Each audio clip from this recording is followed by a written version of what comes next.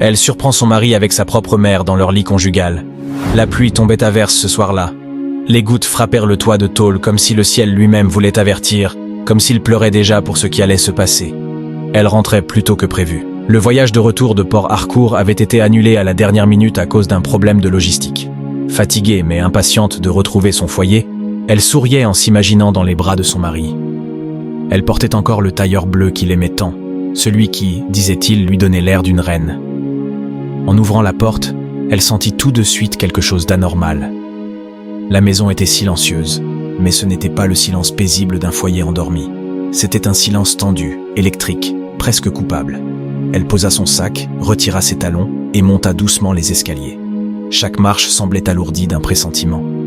Arrivée devant la chambre conjugale, elle entendit un bruit. D'abord un murmure, puis un gémissement. Mais pas un gémissement de douleur. Son cœur s'arrêta. Elle voulut reculer. Elle voulut fuir. Mais une force plus grande que sa volonté la poussa à ouvrir la porte. Et ce qu'elle vit ce soir-là, aucun mot, aucun cri, aucune prière n'aurait pu l'y préparer. Son mari, l'homme qu'elle avait juré d'aimer, de respecter, de soutenir. L'homme qu'elle avait défendu contre sa propre famille, contre ses amis, contre les rumeurs et les soupçons. Il était là, nimber sur leur lit, dans un élan de passion, avec sa propre mère, sa mère, celle qui l'avait élevée, celle qui l'avait bercée, protégée, grondée, celle à qui elle confiait tous ses secrets, celle qui l'appelait ma fille, ma fierté, ma lumière. Le choc la frappa si violemment qu'elle crut que son cœur avait explosé. Elle ne cria pas tout de suite, elle ne pleura pas. Elle se contenta de rester là, figée, les yeux écarquillés, la bouche entr'ouverte, comme si elle voulait parler mais que l'âme elle-même refusait de coopérer. Ils s'étaient figés eux aussi. Son mari essaya de tirer le drap pour cacher sa nudité. Sa mère, elle, ne bougea pas. Elle ne sembla même pas honteuse, seulement agacée d'avoir été interrompue. « Tu étais censé être à Port Harcourt », dit sa mère, d'un ton glacial, presque ennuyé. La voix, cette voix, elle l'avait entendue toute sa vie. Mais ce soir, elle sonnait comme celle d'un démon. « Je ne comprends pas », murmura-t-elle enfin, la gorge nouée, les larmes refusant de couler. Son mari se leva lentement, le regard fuyant. Il balbutia. « Ce n'est pas ce que tu crois. » Elle éclata de rire, un rire amer, sec, déchirant. « Ce n'est pas ce que je crois ?» Elle fit un pas dans la chambre, pointant du doigt le lit. « Vous étiez là, dans mon lit, sur mes draps, là où je dors, là où je rêve de vous deux, là où je vous ai aimé. Et tu oses me dire que ce n'est pas ce que je crois ?» Elle se tourna vers sa mère. « Toi, qu'est-ce que tu fais là? Comment as-tu pu? Tu es ma mère, ma mère !» Sa mère haussa les épaules. « Et alors? Tu penses que parce que je t'ai mise au monde, je vais regarder pendant que tu gâches un homme aussi rare? Tu ne sais pas le garder. Tu ne sais pas le satisfaire. Tu crois qu'être femme, c'est porter de jolis vêtements et parler anglais ?» Le choc fit place à la colère. Une colère qui venait des entrailles. Des années de sacrifices, d'amour donné sans retour, de prières, de larmes cachées dans la douche. Tout explosa. « Sors de cette maison. Tous les deux. Sortez !» Son mari voulut parler, mais elle hurla. « Je dis sortez !» Et là, les larmes vinrent, comme un barrage qui cède après des années. Elle s'effondra sur le sol, le cœur brisé, l'âme vidée. Les souvenirs défilaient comme un film maudit. Leur mariage, les nuits blanches à attendre son retour, les conseils de sa mère, toujours là, toujours proche, trop proche. Elle resta là toute la nuit, incapable de bouger, entourée de silence et de trahison. Le lendemain, la nouvelle se répandit. Les voisines chuchotaient, certaines par pitié, d'autres par curiosité malsaine. Mais elle ne sortit pas. Elle resta enfermée pendant des jours. Jusqu'à ce qu'un matin, elle se leva, sans maquillage, sans perruque, sans masque. Elle alla dans la cuisine, prépara du thé, puis alluma une bougie. Elle regarda la flamme danser et murmura « Ce n'est pas moi qui dois avoir honte, c'est eux. Et je ne vais pas me laisser mourir pour des gens qui m'ont tuée vivante. » Elle jeta un dernier regard à la flamme avant de l'éteindre d'un souffle lent, presque cérémoniel. C'était comme un adieu, pas à la douleur, car elle savait qu'elle ne partirait pas si facilement, mais à la version d'elle-même qui s'était laissée détruire en silence. Son téléphone sonnait depuis des jours, incessamment. Des appels du mari, des messages vocaux qui tentaient de justifier l'injustifiable. Des excuses étouffées sous la panique. « Je ne sais pas ce qui m'a pris. Elle m'a piégé. Je t'aime, je t'en supplie, parlons-en. Mais elle ne décrochait pas. Pas une seule fois. Il avait eu toutes les chances du monde de parler. Il avait choisi de trahir. Mais ce n'était pas lui qui l'obsédait. Non, c'était elle, sa mère. Le silence de l'absence maternelle, cette absence qui pourtant vivait dans sa chair, dans sa mémoire, dans chaque geste de son enfance, la rongeait. Comment une femme pouvait-elle en arriver là? Porter un enfant pendant 9 mois, l'allaiter, l'aimer, puis la poignarder dans le dos avec l'homme qu'elle avait épousé. 3 semaines passèrent. 3 semaines de solitude, de prières hurlées dans l'obscurité, de nuits trempées de larmes, de jours sans manger. Et puis, un jour, elle décida d'aller la voir. La maison de sa mère était à 1 heure de route. Une modeste villa héritée de son père, qu'elle avait aidé à rénover, pièce par pièce. Elle se souvenait de chaque peinture qu'elle avait choisie, de chaque rideau qu'elle avait repassé avec soin. C'était leur projet commun, une preuve d'amour, une maison qu'elle avait construite pour elle, mais maintenant, cette maison lui donnait la nausée. En approchant de la porte, elle sentit son cœur battre si fort qu'elle crut qu'il allait sortir de sa poitrine. Elle frappa 1 fois, puis 2. Aucune réponse. Et à la 3e, la porte s'ouvrit lentement. Sa mère apparut, le visage maquillé, le sourire glacial. « Tu es venue pleurer encore ?» Elle la fixa, longuement, comme si elle cherchait un reste d'humanité dans ses yeux. Mais il n'y avait rien, rien qu'un vide arrogant, un regard sans remords. « Je ne suis pas venue supplier, » dit-elle calmement. « Je suis venue te dire que tu n'es plus ma mère. » Un silence lourd s'installa. « Tu peux me renier, me maudire même devant ton Dieu, » répondit la mère, la voix tremblante d'ironie. « Mais sache que sans moi, tu ne serais rien. Tu as toujours été faible et naïve. » Elle secoua la tête. « Non, j'ai été forte. J'ai aimé malgré tout. J'ai cru en toi. J'ai cru que l'amour d'une mère était sacré. J'ai défendu ton nom quand les gens me disaient que tu étais dangereuse, manipulatrice. Je les ai fait taire. Moi, ta propre fille. Et toi, tu m'as jeté dans le feu avec un sourire. » La vieille femme ricana. « Ton mari est un homme. Un vrai. Tu n'as jamais su ce que c'était qu'être femme. Tu es trop molle, trop spirituelle, trop propre. Tu crois que l'amour te protégera? Ce monde n'est pas fait pour les femmes comme toi. » Elle s'approcha, les larmes dans les yeux, mais la voix ferme. « Alors peut-être que ce monde n'est pas fait pour moi. Mais je vais le créer. Je vais bâtir un monde où les femmes blessées comme moi respirent encore, où elles vivent malgré la trahison, où elles brillent même quand tout a été fait pour les éteindre. » Elle se retourna, sans crier, sans fracas. Le silence était sa victoire. En sortant, elle sentit pour la première fois un souffle de paix. Mais le monde ne l'attendait pas, car ce n'était que le début. En rentrant chez elle, elle découvrit que quelqu'un avait jeté de l'huile rouge sur sa porte, une vieille pratique, un avertissement, une menace. Elle s'arrêta net, le téléphone vibra. Encore un message. « Tu veux nous détruire? Tu ne sais pas avec qui tu joues.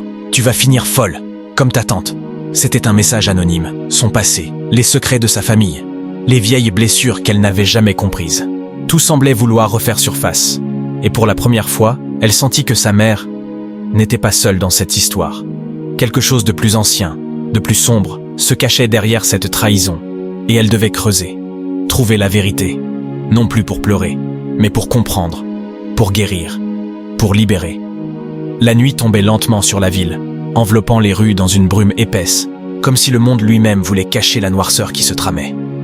Elle rentra chez elle, ferma la porte à double tour, posa son sac et s'effondra sur le sol du salon. Pas de larmes, pas de cris, seulement ce vide, profond, oppressant, qui avale tout. Mais sous ce silence, quelque chose germait en elle. Une force, une certitude. Elle n'était plus la femme brisée qui avait découvert l'impensable. Elle était devenue une autre. Le lendemain, elle partit chercher des réponses. Pas auprès de sa mère, ni de son mari. Ces deux-là étaient désormais des ombres. Non, elle partit voir la seule personne qui, dans sa jeunesse, semblait porter un fardeau silencieux. Sa tante maternelle, la plus jeune sœur de sa mère. Une femme étrange, toujours à l'écart, que la famille appelait folle à voix basse, mais que personne n'osait vraiment approcher. Elle la trouva dans une petite maison reculée, presque effacée du monde. La porte était entr'ouverte. L'odeur des herbes sèches flottait dans l'air. Des morceaux de papier, des photos anciennes, des objets rituels traînaient dans chaque coin. Et au milieu de tout cela, la tante, assise sur un tabouret, les yeux mi-clos, comme si elle l'attendait. « Tu es venu ? J'ai besoin de comprendre. Dis-moi la vérité. » La tante leva lentement les yeux. « Tu crois que la vérité est une lumière ? Non. Elle est un feu. Elle brûle. Elle consume. Alors brûle-moi. Mais je dois savoir. » Un long silence s'installa. Puis, d'une voix rauque, presque tremblante, la tante parla. « Ta mère n'a jamais été comme les autres. Depuis l'enfance, elle a toujours eu une faim. Pas une faim de nourriture, une faim de contrôle, d'adoration, de domination. Elle voulait tout ce que les autres avaient, même ce qui ne lui appartenait pas. Elle a volé l'homme de sa propre sœur. Elle a trahi notre père. Elle a mis des gens à genoux juste pour se sentir puissante. » Les mots tombaient comme des pierres. « Et toi, tu as été son trophée, sa vitrine. Tu étais belle, douce, brillante. Elle t'exhibait comme sa fierté, mais à l'intérieur, elle te haïssait. Parce que tu étais la version d'elle qu'elle n'a jamais pu être, aimée, intègre, pure. » La tante se leva, prit une boîte poussiéreuse et la posa devant elle. À l'intérieur, des lettres, des photos, des journaux intimes, des fragments de vie. Elle lut, des confessions, des pactes, des aveux. Sa mère avait eu des liaisons avec des hommes de pouvoir. Elle avait été impliquée dans des pratiques mystiques pour obtenir ce qu'elle voulait. L'un des noms dans une des lettres était celui de son propre mari. La vérité était là. Cette relation n'était pas un accident. Ce n'était pas une erreur de jugement, ni un moment de faiblesse. C'était un plan, depuis le début. Elle lut un passage qui glaça son sang. Je l'ai vu regarder mon homme. Elle ne sait pas encore ce que c'est que perdre. Je vais lui apprendre. Je vais lui prendre ce qu'elle aime le plus. Et elle comprendra que je suis la seule reine dans cette maison. Sa mère, celle qu'il appelait ma lumière, planifiait sa destruction depuis des années. « Et mon père ?» demanda-t-elle, la voix brisée. La tante baissa les yeux. « Tu ne le connais pas. Il n'a jamais voulu être mêlé à cette guerre. Il est parti loin, et ta mère a effacé son nom. Elle a toujours voulu que tu croies que c'était elle seule qui t'avait élevé. Une manière de t'attacher, de t'enfermer. » Elle sentit le sol se dérober sous ses pieds. Toute sa vie était un mensonge tissé avec soin, comme une toile d'araignée. La tante lui tendit un dernier carnet. « Tu n'es pas folle. Tu n'es pas faible. Tu es née dans un nid de serpent, mais tu n'as pas de venin. C'est ta force. » En repartant, elle ne pleura pas. Elle ne cria pas. Elle marcha lentement, les mains serrées sur les journaux, sur les lettres, comme si elle portait les cendres d'un passé qui devait enfin mourir. Le soir venu, elle fit quelque chose qu'elle n'avait pas fait depuis des mois. Elle se regarda dans le miroir. Le reflet qu'elle y vit n'était plus celui d'une femme abandonnée, c'était celui d'une survivante. Elle mit une robe noire, simple, mais imposante. Elle attacha ses cheveux, sortit ses boucles d'oreilles en or, celles que son père lui avait laissées avant de disparaître. Et elle sortit. Elle savait où ils étaient. Sa mère avait emménagé avec son mari dans un appartement luxueux, à l'écart. Comme une parodie de mariage. Comme un sanctuaire de leur trahison. Elle se présenta sans prévenir. Elle frappa. Une fois. La porte s'ouvrit. Son mari, amaigri, nerveux, les yeux rouges. « Mon Dieu, tu... » Elle le coupa d'un geste. « Où est-elle » Il hésita, puis recula. Sa mère apparut et s'assit en la regardant. Toujours le même sourire, froid, hautain. « Tu reviens. Tu n'as jamais su te débrouiller seule. » Elle avança lentement. Et d'un geste, elle sortit les lettres. Les photos, les confessions. Elle les jeta sur la table. Le mari les parcourut. Son visage se décomposa. Le choc fut immédiat. Il se retourna vers la femme qu'il avait suivie aveuglément sans savoir qu'il était une simple pièce dans son jeu. « Tu m'as manipulé ? Tu as fait ça exprès ?» La mère croisa les bras. « Je t'ai sauvé. Elle allait te tirer vers le bas. Moi, je t'ai élevé. » Elle se tourna vers lui. « Et toi, tu t'es laissé faire, comme un chien. Tu n'étais pas aveugle. Tu étais volontaire. » Le silence se fit. Puis, doucement, elle se pencha vers sa mère et dit « Tu n'as pas détruit ma vie. Tu m'as libéré. Parce que maintenant, je ne te dois plus rien. Tu ne peux plus me blesser. Tu es fini. » Elle se retourna. Elle quitta l'appartement. Sur le chemin du retour, la pluie tomba. Mais elle ne courut pas. Elle marcha lentement, les bras ouverts, la tête levée. Purifiée. Brûlée, oui, mais encore debout. Le ciel s'était ouvert, et la pluie tombait sans relâche, battant son visage comme pour laver les cicatrices invisibles qu'elle portait. Mais elle n'en avait cure. Elle marchait droite, les pieds nus sur l'asphalte, Elle n'était plus la fille d'une femme cruelle. Elle n'était plus l'épouse d'un homme infidèle. Elle n'était plus la victime. Elle était simplement elle-même. Et pour la première fois depuis des mois, cela suffisait. Les jours suivants furent étranges, calmes, comme si l'univers lui-même retenait son souffle. Les rumeurs se répandirent vite, tout le quartier savait.